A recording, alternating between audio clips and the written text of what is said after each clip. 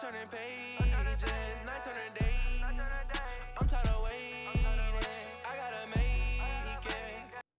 Two-time, but yeah, you probably my bad guys, but yeah, you probably would have never seen the development of Lamar Stevens. You probably would not have seen um, maybe Evan Mobley perform the way he did. Maybe you wouldn't have seen Kevin Love be as happy as he was this season.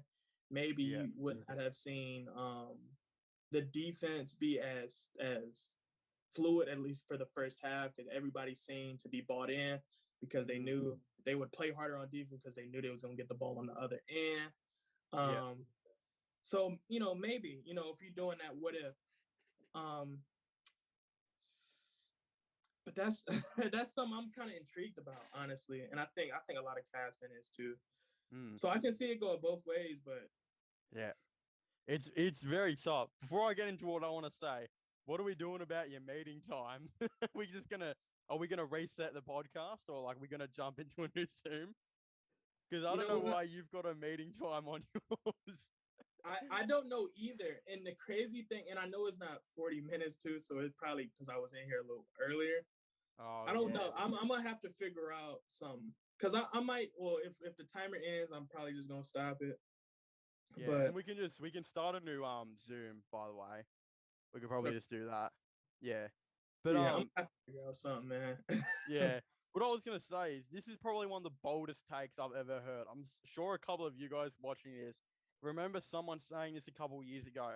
I think it was someone ridiculous like Paul Pierce or something that said it. But they said if Collin Sexton was 6'5", 6'6", he'd be a lot more like Kobe than nearly any other player in the game. And everyone at home is probably like, what the hell does he mean by that, right?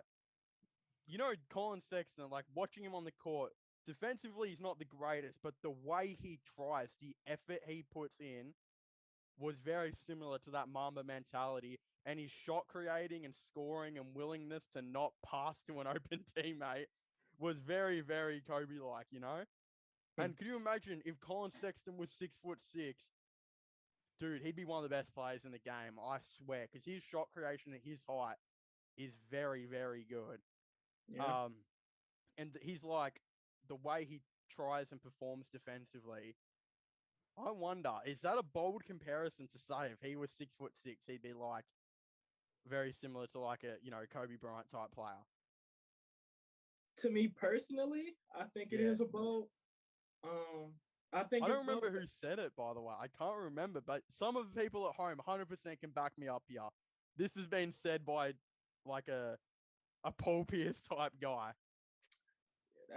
To me, that's bold. Even though he is a high productive scorer, don't get me wrong, he's like a lot of teams will want to Collin Sexton because he's hungry, he's loyal, and he's gonna give you 137% every game.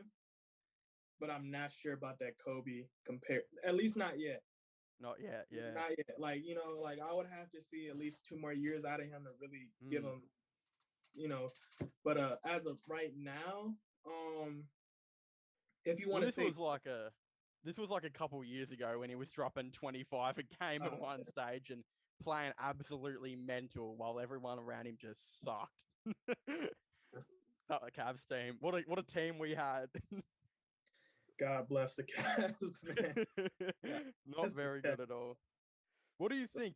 Are we gonna trade Sexton though? Because I feel like the popular opinion now is he's getting re-signed. Yeah, I agree with that. I think that's gonna happen too. Yeah, I think so as well.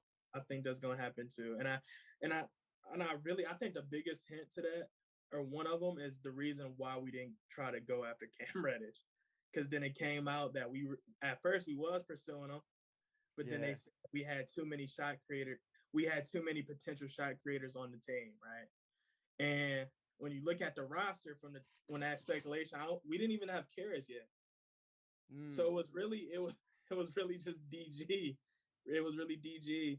So and I guess if you want to consider Jetty Osman a shot creator, so I don't know about that one. Yeah. So when they said that maybe they was eyeing up Caris LeVert, but even then with two of them, that's still not a lot of shot. Well, in comparison to a lot of other teams. So maybe I think they do have the expectation to extend all three of those guards, Garland, Collin, Caris, possibly have Caris off the bench. Yeah, I think he'll be the bench guy. And then have DG one, Collin the shooting guard, and just tell essentially Collin, you're the shooting guard. We don't have expectations for you to get 7-10 assists, but if you give us 5 good assists, we'll live with it. Yeah. And I think that is what's going to be the expectation. Now, in terms of what they're going to get paid, the dollar amount, that's what's kind of scaring me right now, because I'm about finances. I really love the business part. Yeah. And technically, if you want to be technically, Collin Sexton is in the running to get paid a lot, as well as DG now. He's in the running to get paid a lot. Caris LeVert, he's willing to get paid a lot, but it's not, in compared to them two, he's not eligible for it. They said before LeVert got traded to Cleveland, like in the first couple of days of it as well, they said that he was very committed to Cleveland and would take a pay cut to get people to stay. And right now he's on 18, I believe. I could see him coming back on around 14 or so, especially the way he played. I don't reckon he'll be on a whole lot. You reckon more than 18? I just can't. I think he might get a little bit more. Because how much is Laurie making a year? 17. And Markkanen's a better player than LeVert, in my opinion. I don't think. If Caris take less than 18, I would be shocked. And matter of fact, I would text you first. The moment I see that, I hope so. I would be very shocked. I just don't see it. Like, there's players like it's certain play. Like I can see Collin Sexton taking a pay cut before I see Caris LeVert taking pay cut before that happens. Yeah, and I don't think. Bro, Caris owes it to us. He played like ass, man. I've watched too many games where he averaged 9 points, 1 from 7. He needs to take some money off, especially if he wants to stay in Cleveland too. This is home as well, right? Yeah, he played. So he should. He played weird. I'm not gonna fake it to you. He played. He played like a man that did not want to win. You know, he had his moments. Don't get me wrong, because in that Atlanta series, he had 2 threes, and I went straight on Twitter. I was like, "Oh my God, Caris LeVert is back."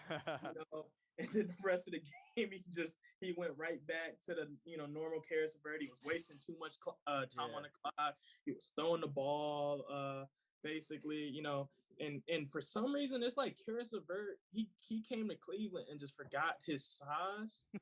Forgot how to play basketball. Yeah, because it was times you got Trae Young on you, Caris. Like, even if now all of a sudden now people are saying you can't shoot that well, attack him. It's Trae Young. Trae Young is like the worst defensive guard in the league almost.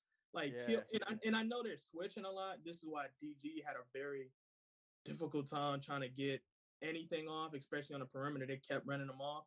But when they took DG off the floor, the whole purpose of that was basically to space everything out. So now that lane is you, right? Trae Young is not going to be able to contest you. Clint Capella's not on the floor. They didn't have John Collins. They got a Kungwu there, but I don't think a Kungwu is ready to guard you if you get that step first, So it's moments like that. I hope which is more than likely, he's going to be on the team next season. I hope he gets a little bit more aggressive, because we need Caris. Like, if he's coming off if he's leading the second unit, he has to be aggressive. He has to be. Well, he's still got 1 year left on his deal. He's guaranteed contracted, but he'll be looking for 3 years, 4 years extended on this. But I think Caris owes it to Cleveland to come back on a lot less than 18 million. That's my opinion. I know some people might disagree, but he owes it to us, especially the way he played. And he's made a lot of money from that deal. He made like 70 million or something. If he wants to win with Cleveland, someone's got to take the pay cut, and I think it should be him. 14 million, I think, is still a pretty solid deal. That's 4 million less a year. It's not a whole lot when you've already made 70 million.